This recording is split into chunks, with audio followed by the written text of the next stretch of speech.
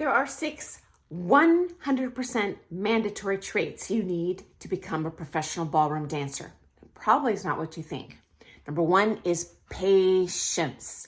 If you want to compete as a pro at the championship level, and there are no kind of beginning pro levels in comps, you need to take years, and accept that going in, to cultivate that flexibility, that balance.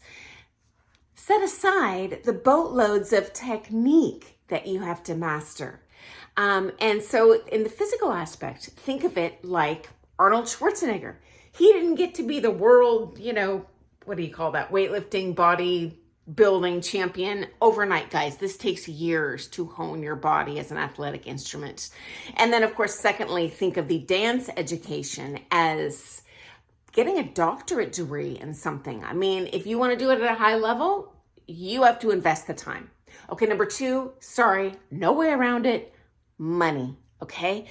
Now, certainly if you're dancing on a budget, you can become a pretty decent dancer.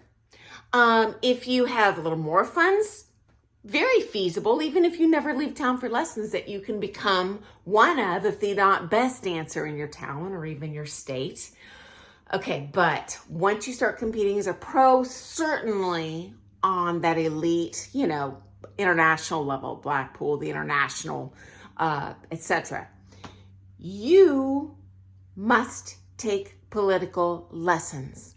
And those lessons, not only are they crazy expensive, but you are going to have to fly to do those, probably to another country. So, buckle up, Buttercup. It's going to take a lot of money if you want to be successful. Okay. Number 3, thick skin, guys. Oh, my heavens. You need to tolerate seeing yourself in a video and being crazy frustrated. That self-criticism never goes away, especially for those of us really pursuing a high level of dance. Okay, you need to have thick skin, because the better you are, the more people are going to attack you. Haters be hating, okay? You're going to have jealous dancers in town. When you are an amateur, you start getting up to that level where you're starting to surpass the skill level of the local pros. They're going to throw shade at you. Ignore and move on, okay? Don't worry about it.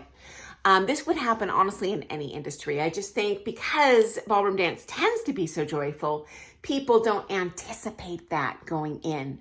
And that was one of the best warnings my pros ever gave me before I turned pro. They're like, Sonny, put your seatbelt on. You are going to be the best trained pro in your state. You're going to be under attack. And it was true. But you know what? I survived, and we all get along great now. They just had to grow to accept me. Okay. Next up, composure.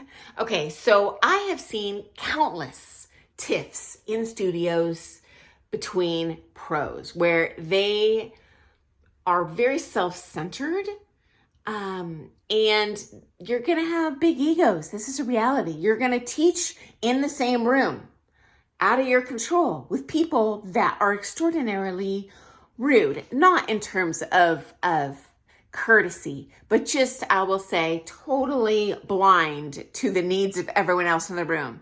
They will plant their choreography smack dab in the center or right in the line of dance. They'll buzz the tower with their students. They will blare their music the whole time, even if it's like some crazy like merengue that they're not even teaching.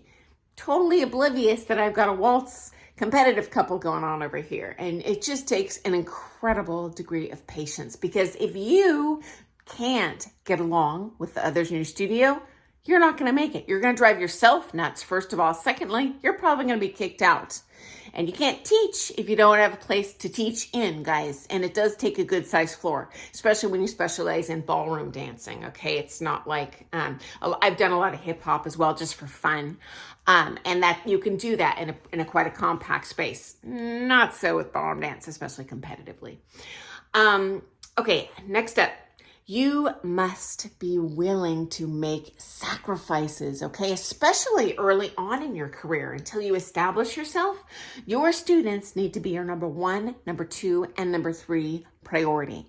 I've seen people come into this industry and fail only because they have the mindset that it's like most jobs where, hey, I can work 9 to 5 and go home and take vacation whenever I want and have sick days. Like, you're not going to build, guys. When I came out of the chute, I was available 24/7. I had many people taken with me at the crack of dawn. I mean, I'm talking like 5 a.m. privates, just because no one else in town was willing to do it. I worked every single weekend, every single night, 7 days a week. I did not date. I didn't watch a single movie. You have to be willing to sacrifice a lot. Honestly, especially if you're a female teacher, in my opinion, it's going to be really hard to build if you have an infant at home. I have seen, especially this day and age, thank heavens the culture's changing. Once you establish that clientele, absolutely. And then at that point, you have loyal students. They really appreciate your skill and what you're bringing to the table. And they will book around your schedule. But guys, that does not happen overnight. You need to prove yourself. Your students aren't just going to go in and be like, oh, let me dedicate all of my time and money to you. Like, you need to prove that you are worth it. Okay? It's like doing a job. You're paid after you do your job to reward you for your good work. They don't just give you a loan. Okay, guys. Finally, social skills, guys. Honestly, this is important for competitors as well to be successful politically at those higher levels, but different video, different day. You need this. It's essential as a teacher. I have seen, honestly, guys, even world finalists fail as teachers. No one wants to take with them because of their personality. And usually it's not that they're a stinker. Most people are nice in this industry, as you know, or they wouldn't be doing kind of a social skill requiring dancing with others. But you know what, guys? I have unfortunately seen people that lack the social skill to listen, to sacrifice what they want for their student when their student really wants something else. I just had this in a private yesterday, friends. I had someone who just insisted on inserting these 2 figures that they suck for them. I don't want to do it. Not in their best interest, but you know what? I have to take it like a big girl.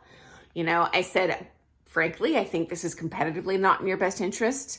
It's bad to put a reverse turning figure in the corner in terms of feel for your partner. It's going to create arguments. It's not going to look as good on the floor, but if you insist, it's your routine. And I got to walk away and never bring it up again, even though it's going to be eating at my craw until they take it out.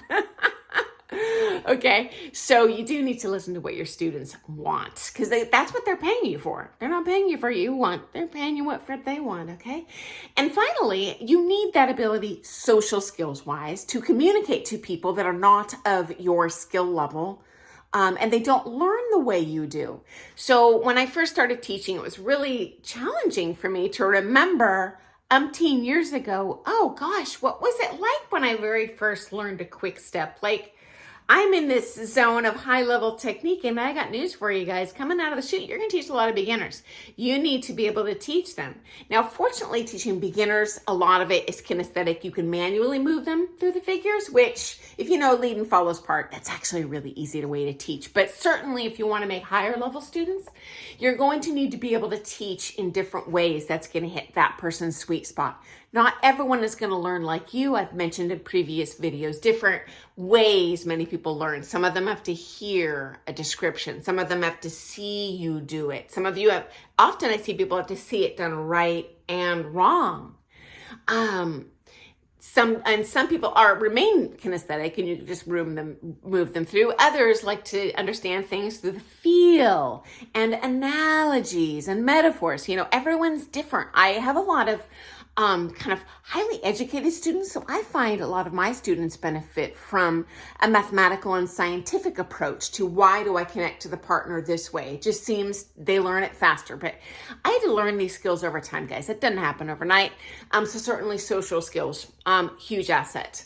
Because if you don't have all 6 of these things, guys, this industry will retire you. You will not retire from it because you won't be able to support yourself.